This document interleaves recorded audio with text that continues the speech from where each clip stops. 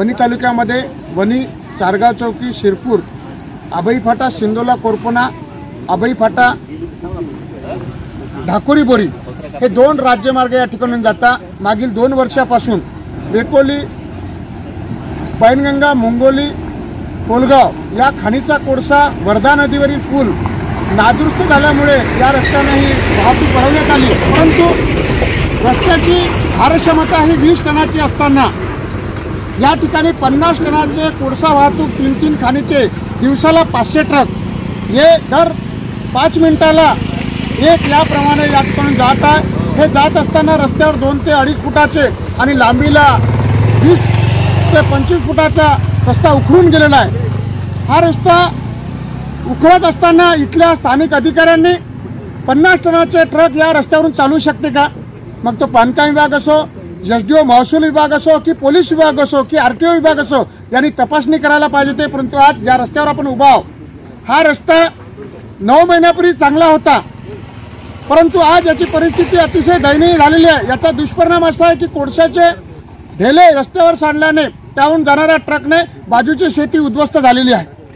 शेतकऱ्याचं उत्पन्न घटलं, आजार वाढले, त्याचा उत्पादन खर्च वाढला आणि मात्र फायदा डब्ल्यूसीएलचा होत आहे। अधिकाऱ्यांचा या ठिकाणी फायदा होऊ शकते, परंतु ज्या शेतकऱ्याचा नुकसान होते त्याचं काय, हा गंभीर प्रश्न या ठिकाणी निर्माण झाला। नुकताच या ठिकाणी 3 वर्षाच्या न्यायिक लढ्यानंतर शिरपूर, चारगाव चौकी, आबई फाटा, शिंदोला कडमणा रस्ता झाला, तो सुद्धा या 6 महिन्यामध्ये 50 कोटीचा रस्ता उद्ध्वस्त या ठिकाणी होत आहे। म्हणून रस्ते निर्माण करताना एकतर 50 टनाच्या मापदंडाचे करायला पाहिजे आणि दुसरं इथल्या अधिकाऱ्यांनी, जिल्हाधिकारी महोदय याच रस्त्यावरून पुरई गावला 5 किलोमीटरवर आहे त्या ठिकाणी जनसुनावणीला आले आणि त्यांनी जनसुनावणी मंजूर केली। तेव्हा आम्ही आक्षेप घेतला होता की साहेब आपण या सिमेंटच्या कारखान्याला मंजुरी देत आहे आणि आपले रस्ते 20 टनाचे आहे आणि यांचे ट्रक 50 टनाचे जाणार आहे, कोळशाचे ट्रक 50 टनाचे जाणार आहे, आपण याचा विचार कधी करणार आहे? ते फक्त रेकॉर्डला दाखवतात की हा रस्ता वणीकडे रेल्वे सायडिंगसाठी उपलब्ध आहे, घुगुसकडे उपलब्ध आहे, परंतु त्याची क्षमता काय आणि त्याच्यावर वाहन कोणतं जाणार आहे याचा विचार होत नाही। म्हणून हा गंभीर प्रश्न